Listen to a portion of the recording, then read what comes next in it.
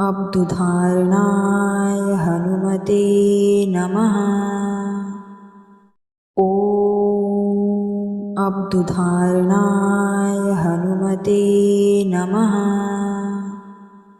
ॐ अब्दुधारणाय हनुमते नमः। ॐ अब्दुधारणाय हनुमते नमः। ॐ अब्दुधारणाय हनुमते नमः। ॐ अब्दुधारणाय हनुमते नमः।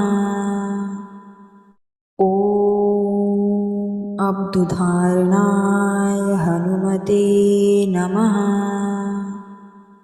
ॐ अब्दुधारणाय हनुमते नमः। 108 बार हनुमान जी का यह मंत्र पूर्ण हुआ।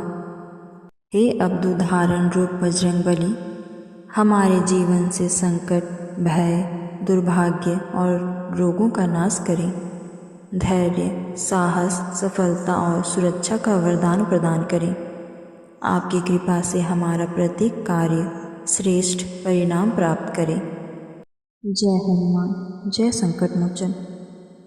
अगर आज का यह दिव्य मंत्र आपके दिल को छू गया हो तो समर्पण वही समझिए जिसे सुनकर मन खुद हनुमान जी के चरणों में झुक जाए।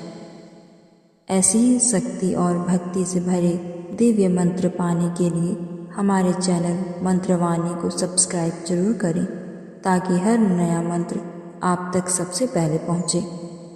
वीडियो को लाइक करें, कमेंट में जय हनुमान लिखकर अपनी श्रद्धा व्यक्त करें और इस मंत्र को अपने परिवार व प्रियजनों तक जरूर पहुँचाएँ। किसी न किसी की जिंदगी में आज हनुमान जी का सहारा बन सकता है। जय हनुमान, कल्याण ही कल्याण हो।